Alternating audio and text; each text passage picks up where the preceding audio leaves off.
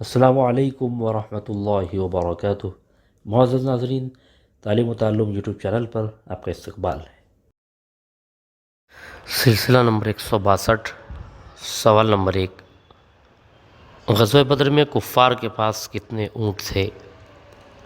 A 700، be 800، C 900، D 1000۔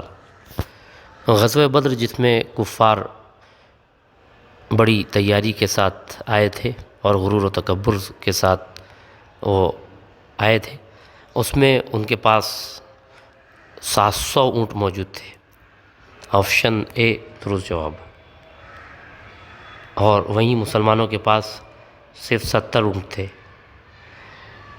سوال number 2، غزوہ بدر میں کفار کے پاس کتنے گھوڑے تھے؟ اے 70، بی 80، سی 90، ڈی 100۔ 700 اونٹ کفار کے پاس موجود تھے اور ساتھ ہی ان کے پاس 100 گھوڑے موجود تھے۔ آپشن ڈی درست جواب ہے، جبکہ مسلمانوں کے پاس صرف 2 گھوڑے تھے۔ سوال نمبر 3، غزوہ بدر میں کتنے مہاجرین اور کتنے انصار صحابہ تھے؟ اے 186 مہاجرین اور 127 انصار، بی 86 مہاجرین اور 227 انصار، سی 227 مہاجرین اور 86 انصار، ڈی 127 مہاجرین اور 186 انصار۔ غزوہ بدر میں انصار اور مہاجرین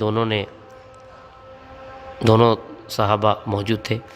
اس میں 86 صحابہ مہاجرین تھے اور 227 صحابہ انصار میں سے تھے۔ آپشن بی درست جواب ہے۔ بہت بہت شکریہ۔